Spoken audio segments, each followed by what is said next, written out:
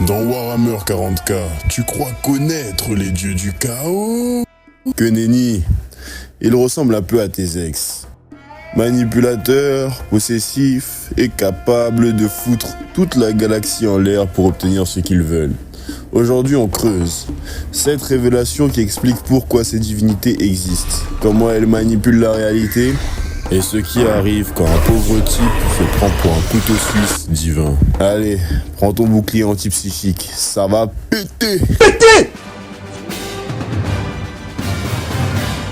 Au programme, un rat qui instaure des usines de fidèles, une déesse enchaînée qui invente des antidotes, un voyant qui connaît tout, le passé, le futur, sauf l'instant même. Des champions qui acceptent les bénédictions de tous les dieux du chaos. Jackpot au suicide.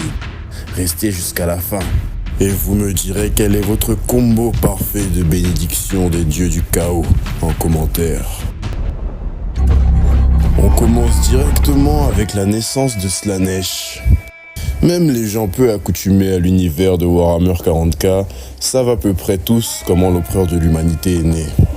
Il est issu d'un sacrifice collectif de centaines de milliers des plus grands sages et voyants de leur époque. Un acte volontaire qui a donné lieu à l'un des êtres les plus puissants du lore. Et pour Slaanesh, c'était à peu près la même chose, sauf que tu retires tout le côté sacré de l'acte et tu rajoutes 100% d'obscénité. En effet, c'est le résultat de la calamité civilisationnelle des Aelderi, une civilisation qui avait atteint des sommets au niveau galactique. Elle dominait presque tout. Et bien évidemment, leur population commença à sombrer dans la décadence. Des siècles durant, les Aelderi sombrèrent dans les sensations extrêmes, l'hédonisme, des rituels esthétiques délirants, la plus grande partouze de tous les temps. Ah là, il n'y avait plus aucune limite en termes d'excès, franchement, ils se laissaient aller les gars. Mais il faut savoir que ces Coca d'Eldari sont connus pour avoir de très très grandes capacités psychiques. Et leur partouze millénaire, là, elle a produit une onde psychique massive. L'Immaterium, qui conserve et amplifie les émotions, a littéralement gestionné un dieu, Slaanesh. Et je peux vous dire que ça s'est pas fait dans un nuage de paillettes. Oh non, sa naissance est une explosion émotionnelle qui a créé l'œil de la terreur et siphonné des milliards d'âmes. En gros, les Aeldari ont binge-watché la décadence jusqu'à créer un spoiler cosmique. Conséquence immédiate, effondrement politique Aeldari, disparition de la plupart de leurs divinités et une fin éternelle de Slaanesh pour les âmes qui ont déclenché sa venue. Sur le long terme, la structure du Warp change, plus instable, plus vorace, et cette instabilité permet à d'autres entités démoniaques de surgir. Bah bravo les Aeldari, non seulement ils se sont niqués eux-mêmes, mais ils ont niqué le reste de la galaxie. Bravo, bravo, bien joué les gars. Ah oui, parce que faut savoir que Slaanesh, il déconne pas hein. En plus des milliards qui sont morts sur le coup, bah il traque tous les Aeldari jusqu'au dernier. Voilà. On enchaîne ensuite avec Khorne et sa haine de la magie et du non-combat. Khorne, c'est le coach de boxe du Warp. Pas de triche, pas d'illusion, que du sang. Pour Khorne, la magie c'est lâche. Pourquoi se cacher derrière des incantations et des sorts quand on peut se taper dessus? Les morts vivants, insultant, pas d'honneur, pas de peur, donc pas d'offrande valable. Concrètement, un champion marqué par Khorne gagne une force et une rage terrifiantes, mais souvent au prix d'une subtilité tactique. Par exemple, mettre Robut Guilliman sous influence de Khorne, ça deviendrait un simple Prismarist de 3 mètres de haut. Ah, c'est un peu dommage, parce que dans un univers où le monde psychique est si OP, se priver de précieuses ressources comme des Psykers, ça revient à se tirer une balle dans le pied, même si ils ont des troupes qui sont vraiment très puissantes au corps à corps. Pour l'anecdote, un des sorciers à la solde de Khorne qui avait tué plusieurs ennemis d'un seul coup après une incantation, s'est fait lui-même égorger par Karn, un champion de Khorne, car je cite, « La magie, c'est pour les lâches ». Eh bah super. Ah, chez Karn, on n'est pas xénophobe ou raciste, mais bellec si tu fais de la magie mon frère. En troisième position, on a Kairos et la malédiction de la clairvoyance. Alors ça, c'est le paradoxe préféré de tous les complotistes, savoir tout, sauf ce qui se passe maintenant. Kairos Fate Weaver, à l'aide de ses 2 têtes, possède le pouvoir de voir le passé et l'avenir, littéralement, mais pas le présent. Résultat, on a des prophéties super détaillées, mais aucune aide quand ça pète là tout de suite. Mais Tsench est le dieu des patterns et des couches. Son influence force une stratégie sur le long terme. Les sorciers reçoivent des visions utiles. Si tu sais les interpréter et les appliquer au bon moment, par contre. Du coup, leurs interactions elles ressemblent un peu à ça. Faut que je te dise, le prix du bitcoin va cracher, hein. Faut que tu le saches. Hein? Quoi? Pourquoi? Mais quand? Le prix du bitcoin va cracher. Mais pourquoi? Et comment? Explique-moi un peu. T'inquiète. Faut savoir juste que le prix du bitcoin va cracher. Eh oui, c'est pas facile d'être un dieu du chaos. Pour le quatrième fait, je pense que vous savez déjà tous l'affection morbide que Nurgle a pour ces sujets. Mais vous n'êtes sûrement pas au courant de la symbiose tordue qu'il a créée en kidnappant la déesse de la guérison Aeldari, Isha. Nurgle, c'est pas juste la peste, c'est la durabilité biologique. Il aime, mais à sa façon. Il incarne la possession, la transformation et l'adaptation. Et après la chute d'Aeldari, Isha, la déesse de la vie, se retrouve impliquée dans ce réseau.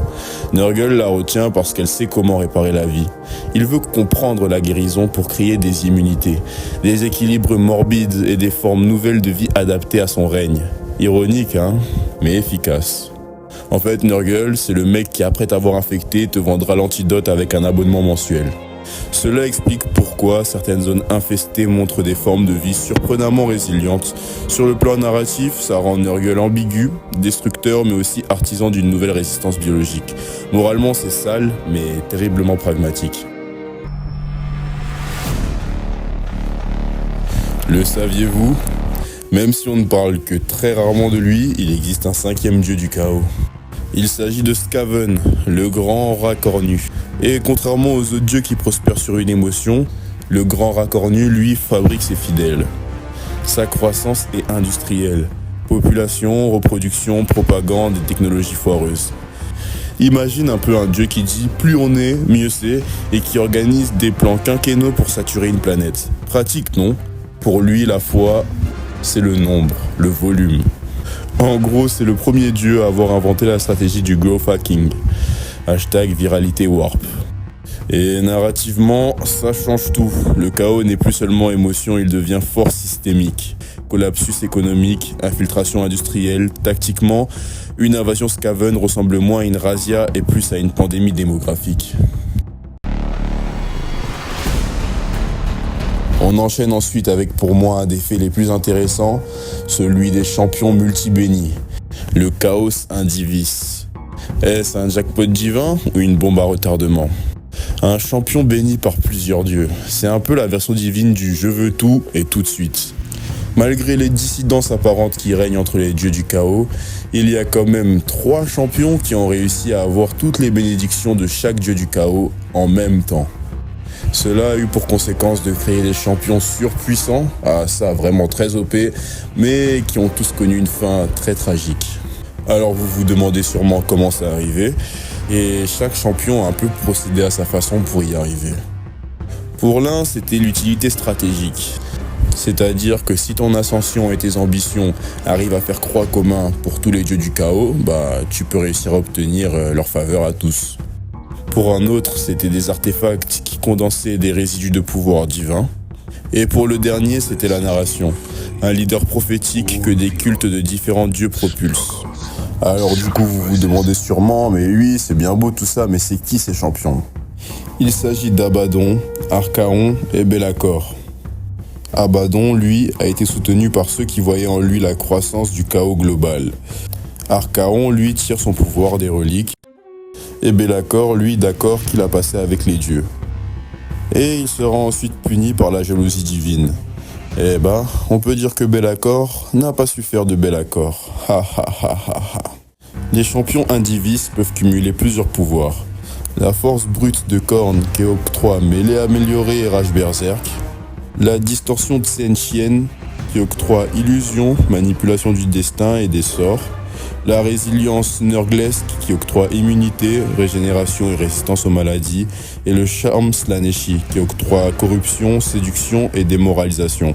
Du coup, selon la composition des bénédictions et des buffs, on se retrouve avec des seigneurs de guerre quasi imparables à la force et à la ruse, l'endurance et l'influence psychique, quasiment équivalente à celle d'un dieu. En RP, ça donne des scènes grotesques ou épiques. Mais la grosse mise en garde, c'est que ces dons se contredisent. Imagine recevoir un buff devient plus brutal et un buff devient plus subtil magiquement.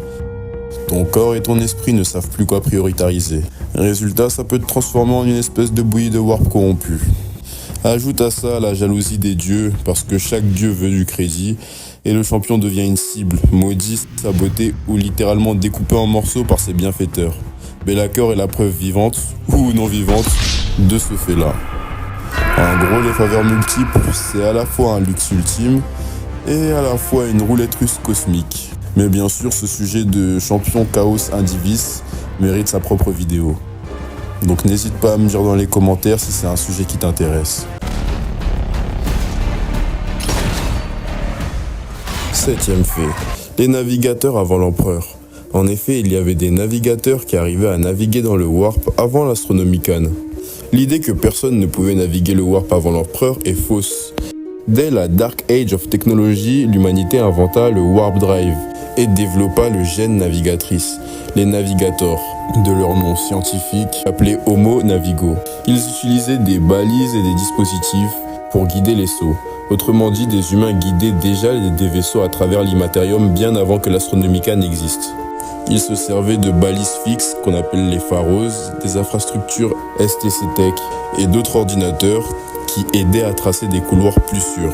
Les navigators ou Homo Navigo sont des mutants avec le gène navigateur. Ils naquirent durant la Dark Age of Technology et permirent des sauts plus longs et plus précis. Certains récits disent qu'ils furent créés ou régulés pendant cette période.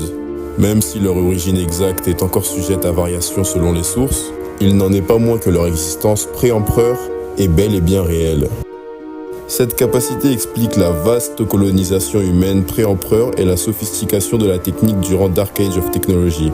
Lorsque les tempêtes du Warp et la chute à Elderi rendirent l'Immaterium plus chaotique, les systèmes antérieurs tombèrent en ruine, entraînant l'isolement des mondes et de la création. Et c'est plus tard que l'Astronomicon s'imposa comme une solution centralisée pour les voyages dans le Warp.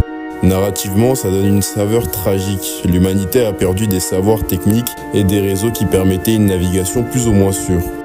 Et les navigateurs sont devenus une caste indispensable monopoliste sous l'Imperium. Donc non, personne n'a inventé le Warp après l'Empereur comme une nouvelle app. On avait déjà des versions bêta, mais elles ont juste été effacées lors d'un update catastrophique. Dernier fait. Dans Age of Sigmar, Slaanesh est capturé par les dieux à elfes, Tyrion, Teclis, Melarion et Morathi. Piégé entre Yish et Ulgu, il crée un paradoxe car même enchaîné, il continue d'influencer le monde. Les Eudonites entendent ses échos tandis que les Aelfes récupèrent les âmes arrachées à son ventre. Cela permet de refonder des civilisations entières à Elderi. Cependant, le paradoxe ne s'arrête pas là, car l'absence de Slaanesh crée du contenu. Le vide devient un moteur et l'addiction continue et se nourrit même d'elle-même. Lui qui par sa naissance avait dévoré la plupart des dieux à elfes, brisé Kain, poussé Ségorach à se cacher, et insufflé une terreur telle qui a poussé Isha à fuir, pour finalement tomber entre les griffes de Nuriel. Alors, tu vois le motif. Le chaos n'est pas juste des monstres, c'est une écologie d'émotions, des technologies perdues, des stratégies, la preuve qu'un dieu peut naître d'une civilisation, des faveurs qui peuvent transformer un humain en phénomène ou en déchet, et des navigateurs qui prouvent que l'humanité a déjà atteint des sommets pour mieux les perdre. Ok, maintenant j'ai une question pour toi. Si tu pouvais créer un champion en prenant n'importe quel personnage du lore, et qui pourrait survivre aux jalousies divines, mais garder toutes les bénédictions des dieux intactes, quelle combinaison choisirais-tu et pourquoi? Avec quel personnage?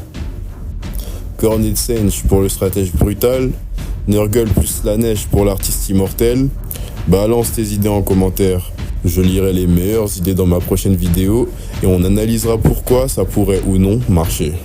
Si t'as aimé la vidéo, lâche un like, ça nourrit mes analytiques, aka donne du warp à la chaîne.